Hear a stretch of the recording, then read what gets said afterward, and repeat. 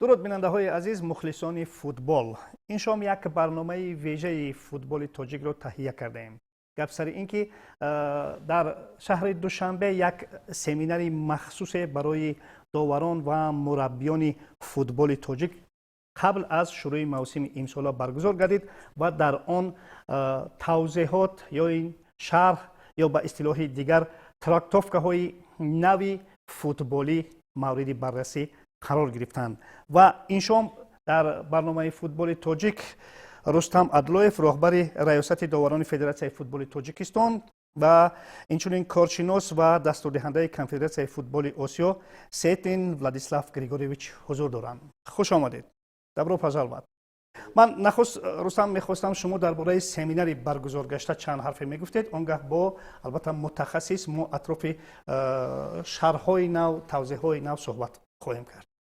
Данный семинар был организован Федерацией футбола Таджикистана в преддверии нынешнего чемпионата, который у нас стартует 6 марта. Данный семинар прошел, скажем, в очень плотной рабочей атмосфере. Руководил семинаром эксперт и инструктор Азиатской футбольной конфедерации, Футбольной ассоциации Узбекистана, ну и, соответственно, Федерация футбола Таджикистана. Мы сотрудничаем с Владиславом Григорьевичем уже на протяжении последних 5 лет. Вот, все новшества, все нововведения, все правила, все, что изменяется, он нам разъясняет. И наши судьи работают внутри страны и за пределами согласно с этим трактовкам. Просто хочу отметить то, что у нас многие болельщики, телезрители, смотря европейские чемпионаты, начинают размышлять о том, почему у нас судейство таким образом. Теперь вот сегодня мы хотим вам представить ту концепцию, которая будет в этом сезоне, которая отличается от европейских чемпионатов, потому что мы идем по концепции Азиатской конфедерации футбола, мы работаем в Азии в основном. Вот таким образом. Отлично. Ну, Владислав Григорьевич, давайте расскажите, какие трактовки мы в этом сезоне увидим. Здравствуйте, уважаемые телезрители. В стране сложилась интересная, я имею в виду по футболу, ситуация, что судьи Таджикистана получают самую последнюю информацию, они знакомы с последними изменениями в правилах, с современными трактовками. Эту информацию судьи ФИФА получают на семинарах АФК, остальным судьям, ну, я когда приезжаю, я им привожу последние новые материалы Азиатской футбольной конфедерации. Однако не весь этот материал, как сказать, доступен командам, Да. И поэтому на полях Таджикистана происходит недопонимание между тренерами и судьями, потому что судьи, как говорится, судят современный футбол, а тренера еще где-то на уровне 3-4-летней давности находятся. И отсюда возникает То есть у них недопонимание. старые трактовки. Не устаревшие, скажем так, Да. не старые, устаревшие. Поэтому возникает такая парадоксальная ситуация, и вот цель сегодняшней встречи с тренерами, представителями команд, и вот моего визита к вам на телевидение, разъяснить футболистам, тренерам и зрителям новые трактовки, чтобы они и судьи были на одной волне. Для чего это важно? Прежде всего, хорошо, каждая страна может трактовать по-своему, но когда клубы Таджикистана, а особенно сборная Таджикистана, выходит на международный уровень, она сталкивается с совершенно другими трактовками единоборств. И происходит непонятие, игроки, например, в этой ситуации ждут свистка, а свистка почему-то нету, они останавливаются, теряют время и теряют какое-то игровое преимущество. Я вам приведу пример Англии.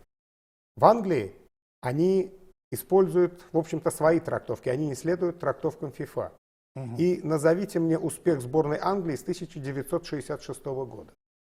Никто не назовет. У них 60 лет уже нет никаких успехов, хотя у них сильнейший чемпионат в мире, а вот из-за того, что клубы сталкиваются совсем с другой трактовкой игровых эпизодов на игровом поле, это в том числе это на мировом уровне, да? На мировом уровне там идет трактовка ФИФА, она единая. Да. Но вот Англия, она использует немножко свою трактовку, чтобы добавить, может быть, зрелищности, может быть, ну, мне трудно сказать, чем руководствуются англичане. Но вообще трактовки... это положено? Вот каждая конфедерация вот имеет свои трактовки, свои правила. Да, это не отклонение от правил игры, они могут использовать свои трактовки. Азиатская футбольная конфедерация строго следует трактовкам ФИФА. FIFA. А англичане, ну, раз уж мы, как говорится, взяли в пример Англию, они немножко изменяют трактовки. Некоторые ситуации, например, где ФИФА назначает штрафной, в Англии такие штрафные не назначают. И наоборот. В Англии, где такие ситуации дают играть, ФИФА назначает, например, Например, штрафной уровни удар. борьбы, да? Вот. Уровень борьбы – это раз. Потом идет разница в трактовке подножек некоторых ситуаций. То есть это трактовка, это не отклонение от правил. Подножка, она есть подножка, только Да. что считать подножкой, а что ей не считать. Вот в чем разница. Вот здесь идет небольшое различие. Отлично. Давайте наши трактовки. Чтобы вам не было скучно, зрителям, я не буду давать голую теорию, я покажу клипы. Окей. И объясню. Значит, мы начнем с единоборств, потому что все интересное на поле – это единоборство. Я и Рустама приглашаю, чтобы там Вместе. присоединился он. тоже. Значит, я вам покажу первый клип. Мгм. Давайте его посмотрим. Это какой чемпионат? Это чемпионат одной из азиатских стран. Мгм. Вот. И здесь, смотрите, получается, произошло столкновение нападающего и защитника.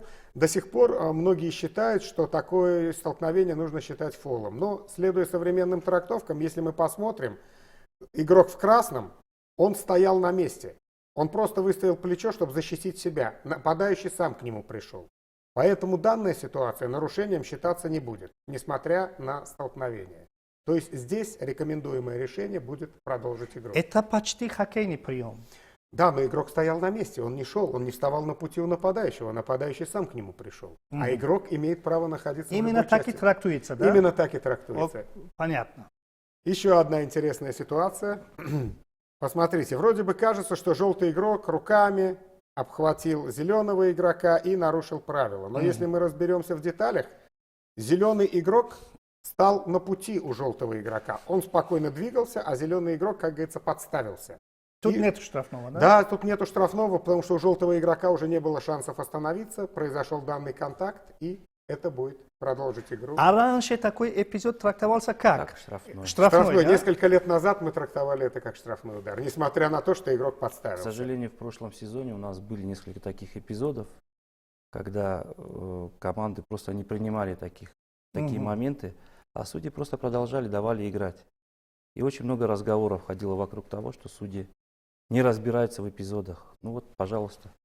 Потому что судьи воспринимали это по-другому, а главные тренера, игроки по-другому. Да? Совершенно верно.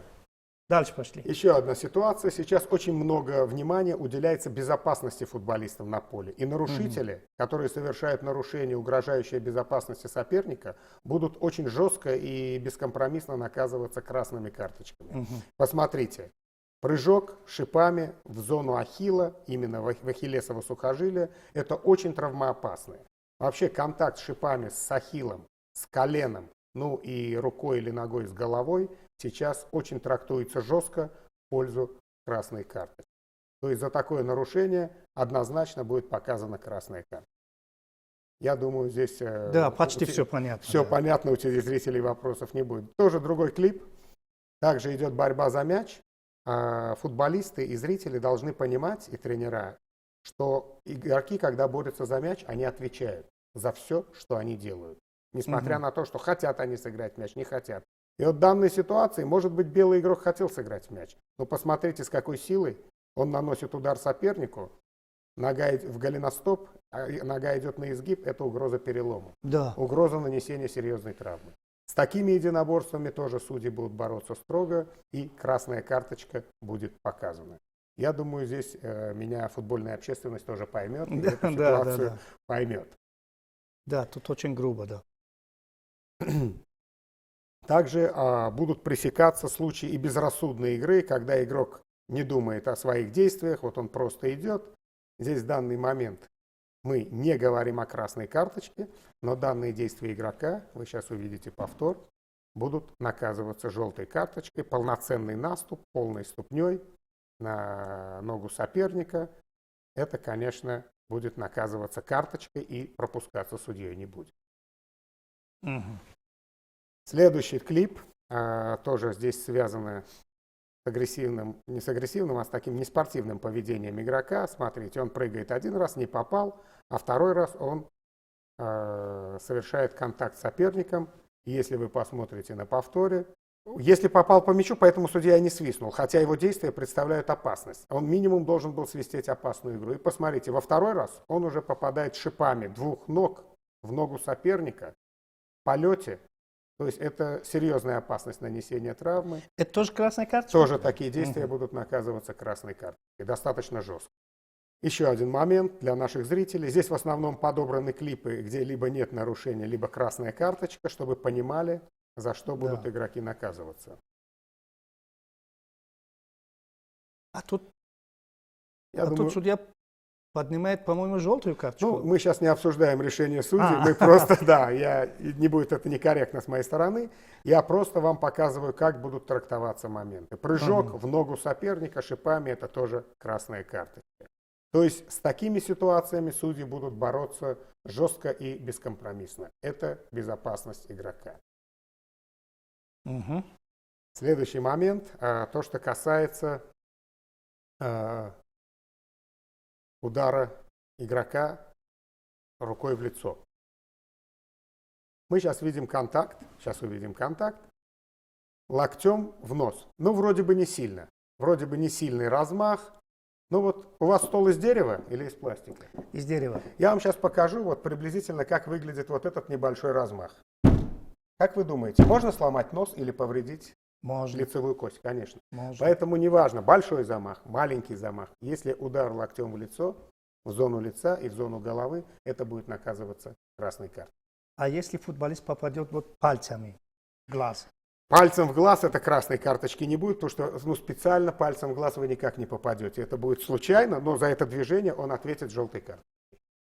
Потому что, если акцентированные? ну, пальцем в глаз сложно попасть. Если, конечно, акцентировано, если как-то вот так, то, конечно, судья уже... Тут, я думаю, больше будет ВАР решать. Он именно эти детали будет смотреть ВАР, потому что судье на поле будет очень сложно. Я хочу, чтобы зрители обратили внимание и футбольная общественность на вот такого рода эпизоды. Это мало того, что не спортивно, это очень хулиганское поведение, когда после того, как мяч вышел, игрок наступает сопернику шипами в чувствительную зону, внутреннюю часть бедра.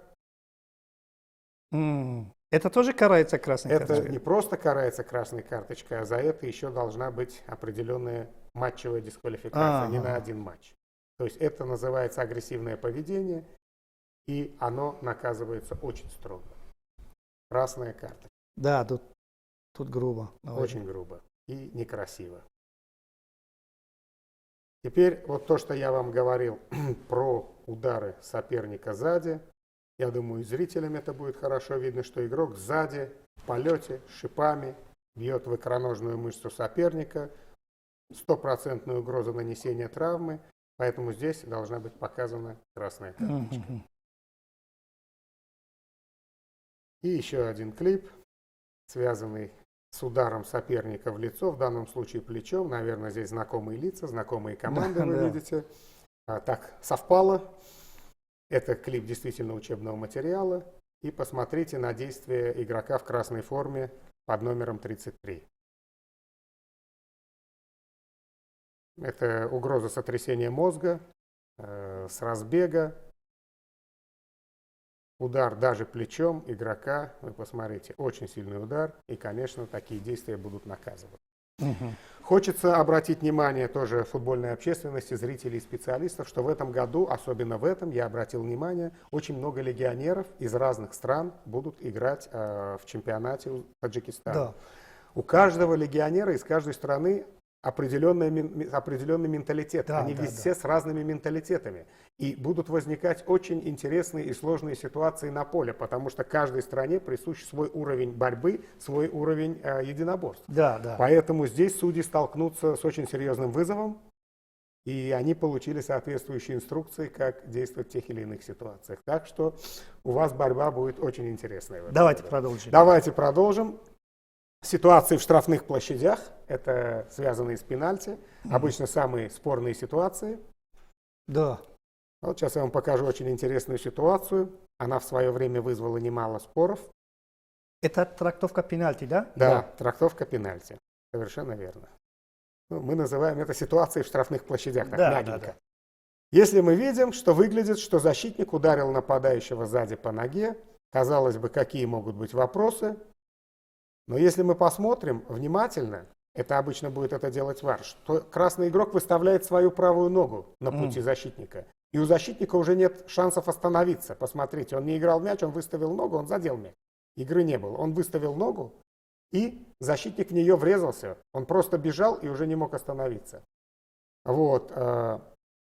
Это все началось со сборной Германии.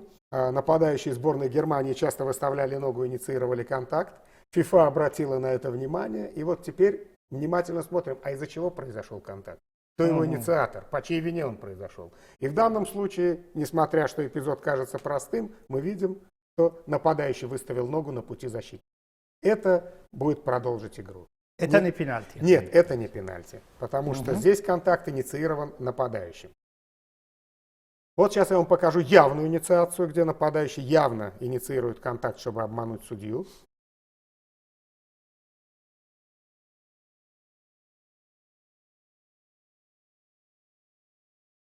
То есть он выставляет ногу, чтобы самому зацепиться за защитника, чтобы обмануть судью, и чтобы судья поставил пенальти. Он оставляет ногу, цепляется и показывает, что он сбит.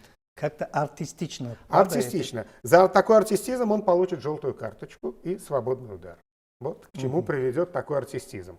Просто судьям дана инструкция, если они один раз просто дадут играть, не дадут желтую карточку, игрок будет повторять снова и снова. Да. Поэтому лучше с первого раза ему дать желтую карточку, чтобы избежать вот этих вот ситуаций. Следующая ситуация. Здесь пример очевидного нарушения правил со стороны защитника, причем еще в данной ситуации защитнику за грубость, мы это называем безрассудным поведением, должна быть показана желтая карточка. Сейчас вы увидите повтор. Вот здесь, да? Да, вот здесь смотрите внимательно. Посмотрите, как он шипами наносит удар сопернику. Хоть он показывает, что он ничего не делал, но тем не менее здесь много работы для ВАРа, увидеть внутри-снаружи, потому что это произошло возле линии, фол, не фол, и вынести как трактуется правильно. линия? Вот. Если на линии, то линия считается, это часть Внутрь, штрафной да? площади. Да. Да, Это да, уже- да, это уже пенальти. внутрь. Это уже На пенальти. линии это пенальти. На линии? Да, линия входит в штрафную площадь. Тоже очень интересный момент. Очень часто случается, теперь с этим будут тоже судьи строго бороться. Смотрите, стандарт, угловой удар. Во время углового удара игроки друг друга цепляют, подталкивают, борются за позицию. Судья их предупреждает. Ребята, так себя вести не следует. Нужно быть аккуратными, игроков задерживать не надо. Опять они продолжают хватать друг друга. Судья опять им делает внушение. Не надо этого делать. И теперь смотрите, что происходит. Они опять повторяют это, да? И вот, если вы увидите, игрок в белом захватил игрока в желтом, и тот падает. Сейчас я вам повторю этот эпизод, потому что здесь кое-что есть новое, чтобы вкратце так понятным языком объяснить это нашим уважаемым болельщикам. Да, особенно нашим. болельщикам. Да, я понимаю, что это все для болельщиков. Да, Вот посмотрите особенно этот момент. болельщикам, а то... Вот он валит игрока, но здесь один есть момент, который смущает тренеров и игроков. Мяч в эту зону не идет. Мяч идет, если вы увидите, совсем в другую зону. В этом случае, когда нет контроля мяча, пенальти назначается только в том случае, если нарушение заслуживает желтой или красной карточки. А если это ни красная, ни желтая карточка, игра продолжается, потому что нет контроля мяча. Вот, например, в этом случае обычная подножка, она не будет засчитана как фол, потому что мяча там нет. Там нет. Но вот этот сам по себе фол, он называется циничный фол. Когда игрок не хочет играть мяч, его задача просто остановить соперника. От движения к мячу, от занятия позиции, неважно. И вот такой циничный фол заслуживает желтой карточки. Поэтому в данном случае судья должен назначить пенальти и показать желтую карточку. Судьи будут с этим бороться, потому что вы сами, наверное, видите матчи, очень много ситуаций в штрафной площади при угловых и при штрафных, когда они друг друга толкают, хватают. Это не по-футбольному. Это там вредит куча игре. мала, все соберутся. Да, это вредит игре. Это вредит игре, портит зрелищность, поэтому с этим судьи будут очень строго бороться. Хорошо, дальше. Дальше. Тоже очень интересный момент. Для зрителей он тоже должен быть интересным. Для футбольных специалистов тоже. Произошло падение в штрафной площади. Судья назначил пенальти. Судья назначил. Ну, мы сейчас не обсуждаем Да, решение да. судьи, еще раз повторю. Мы обсуждаем саму ситуацию. А мы по привычке так. Да. Вот смотрите, что мы имеем. У нас два контакта. Наверху и внизу, если вы видите. Да, да. Судья может увидеть контакт внизу, назначить пенальти. Но ВАР будет смотреть, какой из этих контактов повлиял на нападающего, из-за какого контакта он упал. Из-за верхнего или из-за нижнего. Очевидно, что он упал из-за верхнего. А верхний контакт – это абсолютно нормальная борьба. Нижний так не повлиял. Нижний был, как говорится, сопровождением. Вот видите, плечо в плечо, вот он повлиял.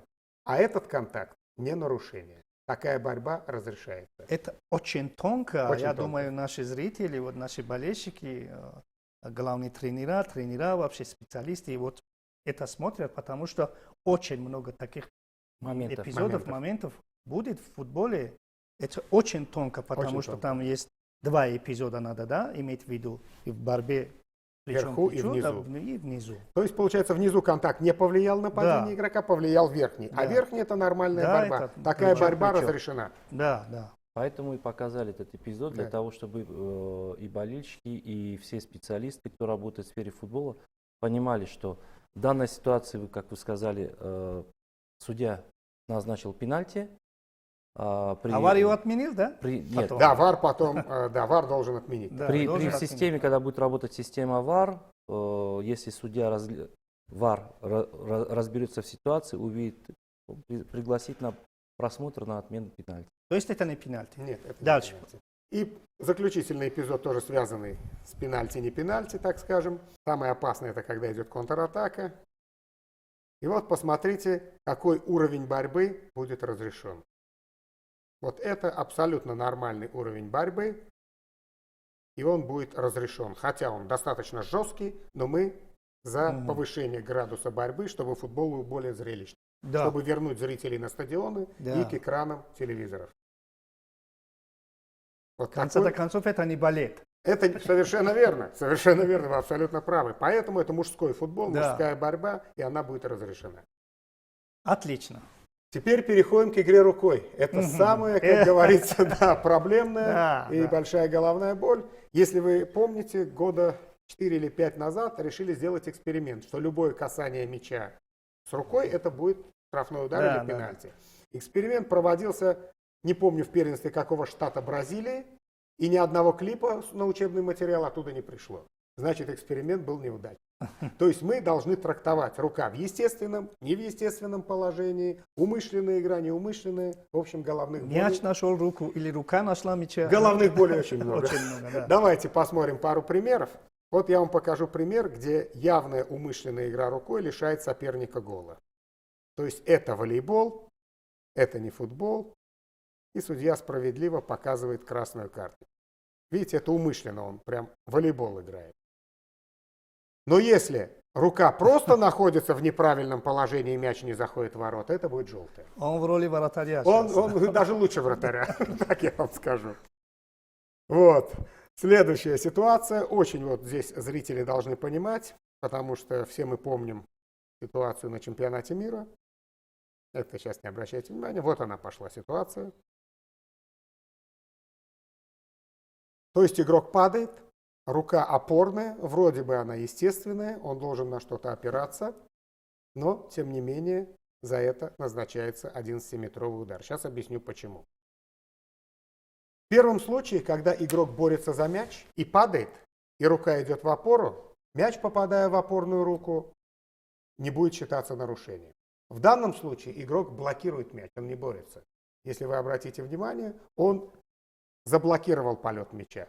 И вот когда Но все равно ему некуда пасть. и вот когда игрок блокирует мяч, он отвечает. Блокируй так, чтобы мяч не попадал в руку. Тут надо еще оговориться, что если мяч попадает при блокировке напрямую в опорную руку, это фол. Но если он отскакивает от туловища, от ноги Да. и меняет направление, то тут уже фола не будет, потому что мяч заблокирован ногой или корпусом. Если так от бедра, да? Вот Да, так? совершенно верно, не будет нарушения. Руки Нет, не будет. Не Так. будет. Окей. Не Даже будет. если пройдет так же, как у него между ног, но при этом заденет бедро и подскочит Да, и вверх, подскочит вверх, все. поменяет Это уже- полностью направление. Не угол движения, потому что здесь мяч куда катился, посмотрите, он туда и продолжил катиться. Сейчас покажем. Вот посмотрите, тут даже замедленно. Мяч куда катился, вот влево, он туда и покатится. М. А вот если бы он полностью бы изменил направление, пошел вверх или Направление. влево, да, направление поменяет, то тогда это не фол. Мгм. Немножко сложно, но в общем Получается, что футболист как-то вот нарочно, да, падает? То есть Как-то он вот увеличивает свое Да, тело да, с да. помощью рук, Да, чтобы да. блокировать, а это уже не разрешено. Мгм. Но если он борется за мяч и падает, то проблем нет, это не будет Да, нарушением. понятно. Хорошо. Другой момент. Следующий момент, да. Это просто продемонстрировать нашим зрителям, что здесь рука очень близко к телу, и она не делает тело неестественно больше. Здесь игра будет продолжена. Мгм. Просто многие футболисты, тренера, зрители хотят такой пенальти, но такого пенальти не будет. Потому что, посмотрите, рука близко прижата к телу, это не нарушение. Она ничего, эта рука плохого Да, не да, делает. да, да. Хорошо, и заключительный клип по игре рукой. Тоже очень интересное исключение из правил игры в футбол. Такое тоже бывает. Когда свой защитник бьет в своего защитника, нарушения игры рукой не будет. Но это не касается нападающих в штрафной площади, понятно. Только касается защитников в пределах своей штрафной площади. Обороняющаяся команда. Обороняющиеся команды, да. Атакующей команды это не касается. Так, с рукой мы закончили. Давайте я вам покажу пример тактических фолов. То есть, когда цель команды либо сорвать атаку, либо лишить соперника гола. Возможности забить гол. Посмотрите, игрок выходит 1 на 1, его сбивают. Это будет красная карточка, потому что лишение соперника явной возможности забить гол. Фол последней надежды. Совершенно верно. Но если это произойдет в штрафной площади, вот такой фол, это будет желтый. Это, в принципе, уже давно, с 2016 Да. года есть правила, да. Но здесь мы показали за пределами штрафной, чтобы люди понимали, что здесь есть контроль мяча, возможность забить, это фол. И давайте сразу перейдем. Офсайд, это вне игры, я вам тоже покажу клип. Сейчас офсайд наказывается только в том случае, если влияние очень 100% очевидно. Вот я вам сейчас покажу пример. Игрок 20-й находится вне игры, он бежит к сопернику, вроде бы сзади, вроде бы близко. Вот посмотрите, он вне игры, мяч отбивает вратарь, но это сейчас не считается вне игры. Потому что этот игрок никак не повлиял, ну, может быть, мысленно, может быть, игрок знает, что сзади, но физически и очевидно он никак не влиял. Он просто бежал сзади. И поэтому в данном случае судья, помощник, не будет поднимать свой флаг. Игра будет продолжена. Если будет гол, то считается. Считается, да. Потому что он просто бежит. Он не вступает в борьбу, не мешает никак. Вот так вот будет трактоваться в этом году вне игры. Сейчас я вам тоже покажу очень интересный эпизод, связанный с тактическим фолом, когда игроки пытаются сорвать атаку соперника. Очень интересная будет ситуация. Кажется, что игрок выходит 1 на 1, его сбивают и лишают явной возможности забить гол. Даже судья. Тут где-то- красная карточка по делу. Сейчас я вам объясню. Ага. Терпение. Хорошо, будем терпеть. Смотрим. Игрок выходит 1 на 1. Все хорошо, кроме одного. Догадаетесь? Мгм. Мяч сзади. То есть контроля мяча нет. То есть этому игроку, у чтобы него взять нету контроль, ему нужно преимущества. развернуться, да, взять мяч, а там сзади бежит еще один защитник. У него нет преимущества. Совершенно верно. У него нет мяча, поэтому за это только желтая карта. Хотя выход 1 на 1, но нет контроля мяча. Удар рукой даже, да, может там Пусть, там желтое, но красное за лишение, как говорится, за фол последней надежды не будет, потому что посмотрите, где мяч во время Да, фола. да. Он его не контролирует. Вот это очень тоненький момент. Так, и давайте по вне игры еще один клип. Сейчас мы увидим, что в данной ситуации нападающий, атакующий игрок, который находится в положении вне игры, очевидно закрывает вратарю линию обзора. И мяч какое-то время для вратаря невидим. Это уже считается влиянием. Сейчас это ВАР проверяет возможную игру рукой. И вот теперь смотрите, игрок находится бордовый в положении вне игры. И сейчас камера из-за ворот покажет, что он закрывает вратарю обзор. Вот вы видите наверху, сейчас она будет большая, вот он.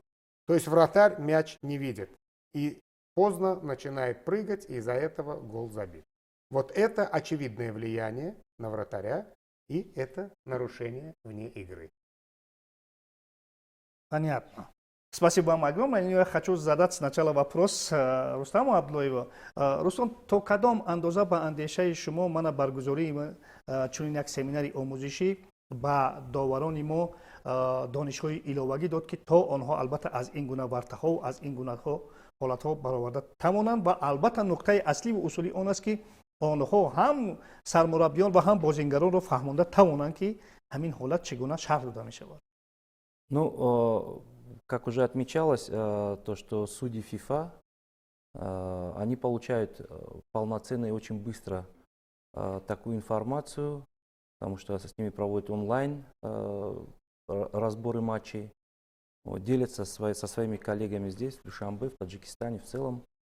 Вот, поэтому то, что было продемонстрировано телезрителям, это самая маленькая часть того, что было, какая работа была проведена на семинаре. Посмотрите здесь, каждый материал обсуждался по несколько часов. Очень много клипов было пересмотрено, очень были жаркие споры. Дебаты обязательно, но, как говорится, в споре рождается истина. Да. То есть такого, чтобы никто не принял, такого не было. Все понимали, все прекрасно понимали. Спор для того создавался, чтобы рождалась истина. Поэтому можно сказать, что это очень сильно изменит понимание судей в некоторых эпизодах. И очень надеюсь и уверен, что будут применяться именно вот эти вот трактования, которые сегодня были продемонстрированы. А то, что касается тренеров и игроков, я думаю, что после того, как мы сегодня провели семинар с тренерами, большая часть приняла. Большая часть приняла, не знаю, как они будут реагировать на это на поле. Одно дело, когда в классе ты смотришь, все красиво, а когда это происходит на поле с твоей командой, где-то ты можешь не соглашаться. Да. То же самое и игроки.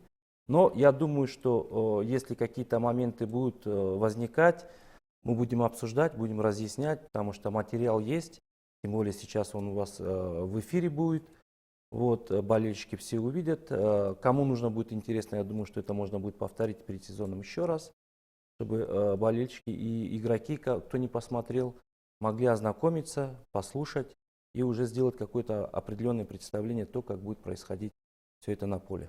البته اندیشه میکنیم که این چیز کمک خوب میرسوند زیرا که البته این شرح و این توضیحات برای فوتبال در موسم امسال خیلی هم ضرورند چون که قریب که هر سال یک نوآوری است هر سال یک تغییرات است یک شرح است فکر میکنم که ما هم اگر وقتی که دعوای فوتبال کلان رو میکنیم ما باید البته همه این قاعده ها رو بدونیم و رعایت کنیم و مگرم اسپاسیبا خوش آمدید دوستان از ارجمند ما یک صحبت داشتیم با ولادیسلاف سیتلین کارشناس و دستوردهنده کنفدراسیون فوتبال آسیا و همچنین رستم عبداللویف رهبر ریاست داوران فدراسیون فوتبال تاجیکستان در موضوع شرح و توضیحات نو در فوتبال و در موسم امسال برای ایشان برای صحبت خوب و خوششان اظهار سپاس دوستان عزیز در همینجا برنامه ما به انجام میرسد.